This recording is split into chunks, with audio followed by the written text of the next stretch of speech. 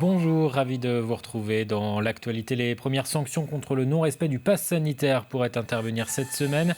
Les autorités avaient laissé quelques jours de tolérance. Un pass sanitaire obligatoire dans les bars et les restaurants, mais aussi pour les lieux de culture et de loisirs. Alors cette mesure a-t-elle modifié le programme des vacanciers? Quelles conséquences aussi pour les professionnels? Élément de réponse dans ce reportage de Marie-Aimée Copleutre. Le pass sanitaire n'empêche pas les touristes de se promener, de faire des petits achats ou encore de déguster des glaces. Mais pour d'autres activités, il est obligatoire, ce qui contraint certains touristes. Le pass sanitaire, ça a changé le fait qu'au départ, on voulait aller au restaurant midi et soir. Et le fait d'être tout le temps obligé de se justifier, de montrer patte blanche, comme on dit, eh bien, c'est un petit peu embêtant. Donc du coup, on va moins au restaurant, on fait plus attention là où on va aussi. Oui, éventuellement pour moi, c'est très mal passé, car j'ai que la première injection. Et donc ça va être difficile pour aller au restaurant, c'est pénible quoi. Moi je trouve que ça a impacté mes vacances quand même. Je suis arrivé hier mais je pense que ça va me contraindre un petit peu, mais on va faire des tests PCR pour justement pouvoir faire les parcs prévus. Sur cette question du pass sanitaire, les avis sont nombreux. D'autres touristes ne semblent pas affectés dans l'organisation de leurs vacances. Non, c'est plutôt fluide dans les restaurants ou n'importe où on va, c'est assez rapide, voilà. Et puis on était vaccinés assez tôt. Alors moi, ça n'a rien changé du tout. J'ai le pass sanitaire, il scanne, terminé, je rentre. Non, ça n'a pas eu d'impact. On était vaccinés quand on est arrivé début juillet, donc pour nous, ça n'a eu vraiment aucune incidence, quoi. Du côté des restaurateurs, la situation est différente pour chacun. Certains ne ressentent pas une baisse de la fréquentation, mais d'autres refusent des touristes sans passe. Franchement, il y a des fois où il y a des gens qui tentent de s'asseoir ou qui me posent directement la question. Voilà, on est 4, on est 3 vaccinés, puis 1 pas vacciné, est-ce que vous prenez ou pas? Donc là, je leur réponds que je prends les 3, mais pas l'autre. Du coup, ils ne viennent pas forcément. Mais globalement, les gens, ils ont tous leur passe, tout est en règle.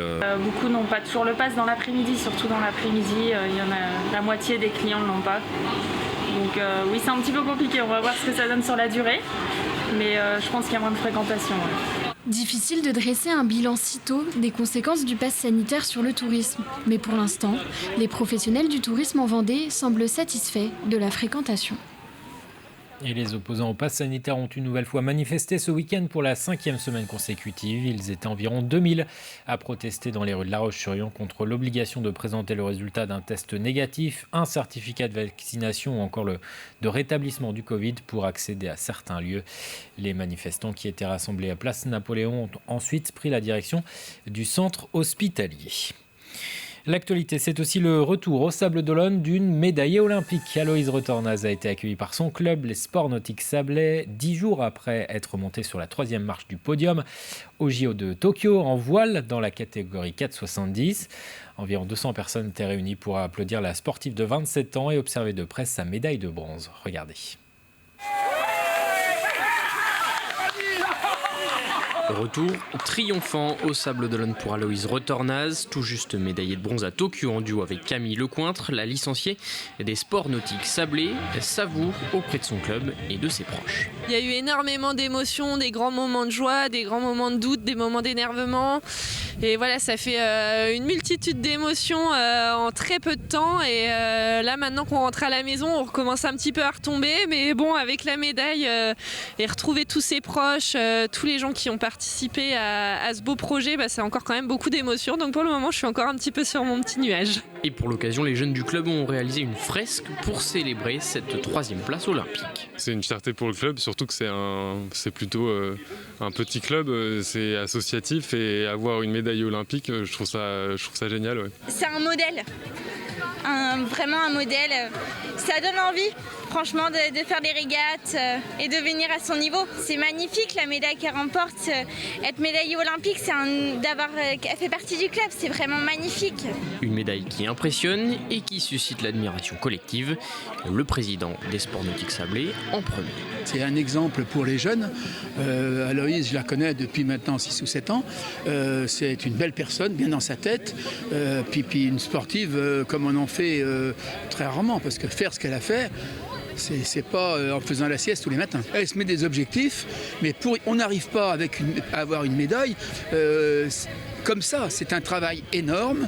Et puis moi maintenant, je croise les doigts et je ferai tout ce qui sera en mon petit pouvoir pour l'aider pour 2024. Et Paris 2024, Aloïse Retornaz y pense déjà. Pour le moment, je prends le temps de me reposer. Après, c'est quand même très ancré dans un coin de ma tête. J'ai envie d'être sur la ligne de départ des Jeux Olympiques en 2024. Il y a encore quelques petits détails à régler, mais j'ai quand même des idées bien en tête. Après le bronze aux mondiaux de 2019, le titre de championne d'Europe en 2021 et le bronze aux JO de Tokyo.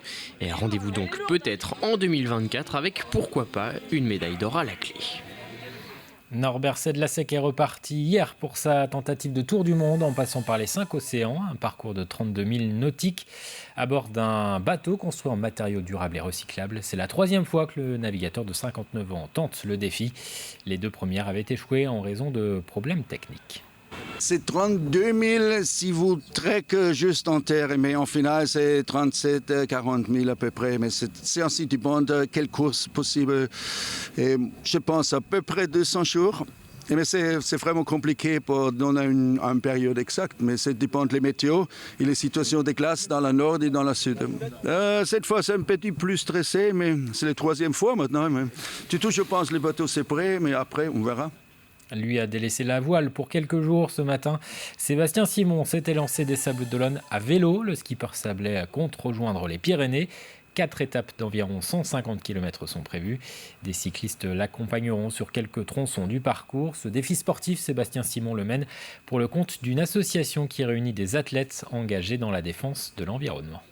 Moi, je ne fais pas du tout de vélo. J'ai traversé 7 fois l'Atlantique, mais faire des étapes de 150 km à vélo, j'ai jamais fait. Donc voilà, c'est histoire de montrer qu'il n'y a pas de petits défis, au contraire, chacun son défi. Et puis il y a une petite symbolique environnementale, et puis ça favorise aussi toutes les rencontres. Et ça, j'apprécie surtout en ces périodes de Covid où on a été tous un peu isolés. Voilà, ça permet de rencontrer des nouvelles personnes. Ici, je ne connais pas grand monde, à part Michael. Donc je suis très content de pouvoir les accueillir, rouler un peu avec eux. Et puis c'est l'occasion de partager un peu d'expérience aussi, parce qu'il y en a beaucoup qui sont issus du vélo, qui ont des parcours très différents. Et moi, je viens d'un milieu encore un peu différent. Donc voilà, on essaie de se rejoindre autour du sport d'une manière générale. Enfin, en football, le VHF s'est imposé pour son premier match à domicile. Les joueurs des Herbiers se sont imposés ce week-end 1-0 sur Andrézieux-Bouthéon. C'est la fin de cette édition. Très bon après-midi sur TV Vendée.